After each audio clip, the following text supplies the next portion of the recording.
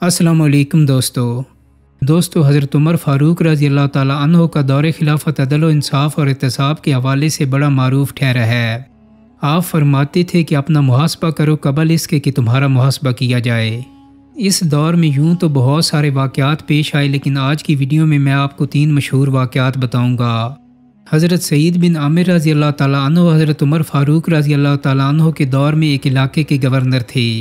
उस वक्त अमीरुल मोमिनीन शहर की जामिया मस्जिद में जाते और आम लोगों से गवर्नर की बाबत पूछते कि लोगों तुम्हें गवर्नर से कोई शिकायत तो नहीं। जब हज़रत उमर फ़ारूक रज़ी अल्लाह ताला अन्हो ने हज़रत सईद बिन आमिर रज़ी अल्लाह ताला अन्हो की बाबत लोगों से पूछा कि गवर्नर से कोई शिकायत तो नहीं, तो लोगों ने जवाब दिया कि 4 शिकायतें हैं।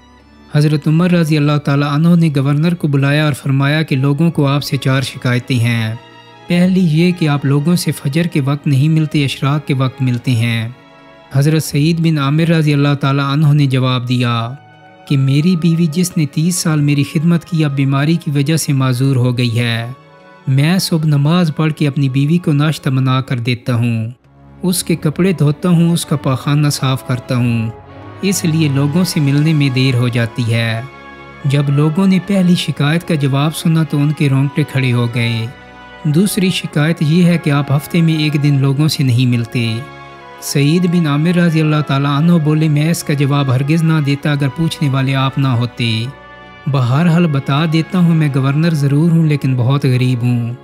मेरे पास यही एक जोड़ा कपड़ों का है जिसे मैं हफ्ते में 1 दिन धोता हूँ, फिर सूखने तक मैं अपनी बीवी के कपड़े पहनता हूँ, इसलिए लोगों के सामने नहीं आता। ये सुनकर उमर फ़ारूक रज़ी अल्लाह ताला अन्हो रोने लगे और सईद बिन आमिर रज़ी अल्लाह ताला अन्हो के भी आंसू जारी हो गए। तीसरी शिकायत ये कि आप रात को मिलते नहीं।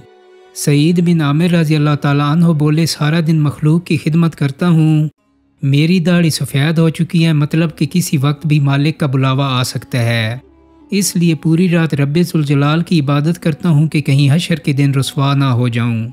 चौथी शिकायत उन लोगों की ये है कि आप बेहोश क्यों हो जाती हैं। सईद बिन आमिर रज़ी अल्लाह ताला अन्हो बोले, मैं 40 साल की उम्र में मुसलमान हुआ, इन 40 सालों के गुनाह याद करके रोता हूँ, क्या पता मेरा मालिक मुझे बख्शेगा भी या नहीं, बस खशियत इलाही से मैं बेहोश हो जाता हूँ। ऐ उमर, इन शिकायतों के नतीजे में जो मेरी सज़ा बनती है दे दो। हज़रत उमर रज़ी अल्लाह ताला अन्हो के हाथ उठे और रब से इल्तिजा की, या अल्लाह इस तरह के कुछ और गवर्नर भी मुझे अता कर, मुझे इन पर फ़ख्र है। दोस्तों, एक दूसरा वाक़या है कि एक दफ़ा हज़रत उमर रज़ी अल्लाह ताला अन्हो ने अपने अमीर गवर्नर को देखा और रो दिए। आंखें थी कि सामन भादू की सूरत बरस रही थी और बहुत बरसी। जब बादल बरस लिए दिल कुछ ठहरा तो अमीरुल मोमिनीन बोले, उमैर मुझे माफ़ कर देना, मैं बेबस सा हो गया था। अहमद सूर्य की सरसब्ज शादाब ज़मीन का झूमर था, मालो दौलत जहाँ सैलाब की मानित थे कि बहते चले आते, फिर गवर्नर की शान कैसी होगी, कैसा ठाठ होगा। एक रोज़ गवर्नर उमैर रज़ी अल्लाह ताला अन्हो को अमीरुल मोमिनीन का ख़त मिला कि मदीने पहुँचो। गवर्नर ने ख़त पढ़ा तो लम्हों में मदीने को चल दिए, बिना वक्त ज़ाया किए, ना कोई तैयारी ना एहतमाम। हज़रत उमर खलीफतुल मुस्लिमीन मस्जिद नबी सल्लल्लाहु अलैहि वसल्लम में बैठी हैं।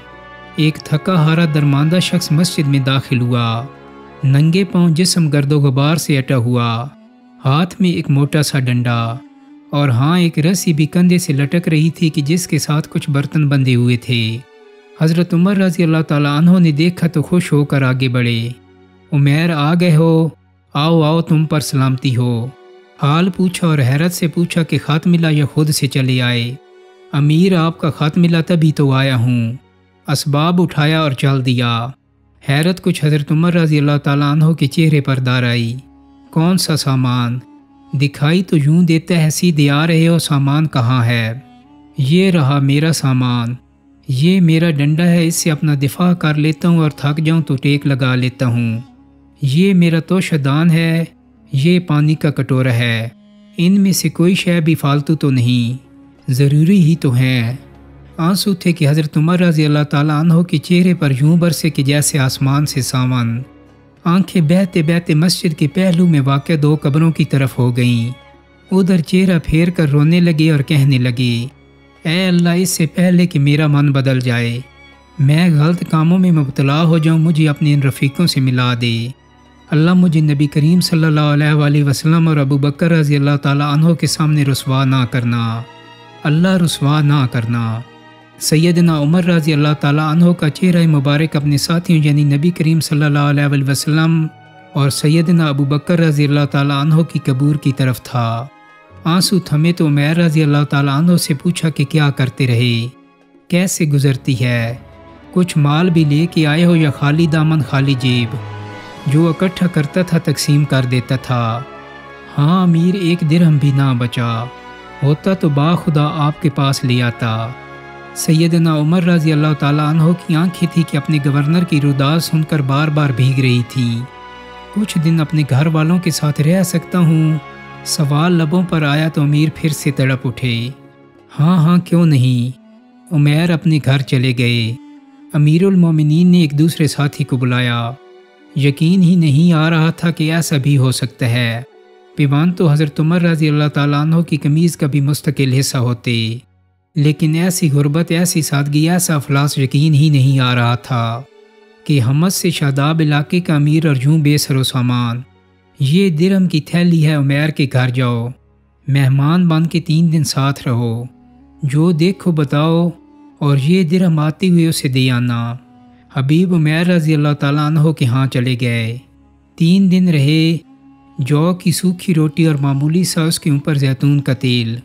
حبیب کو بھی یہی ملتا رہا، سو صبر شکر کر کے کھاتے رہے۔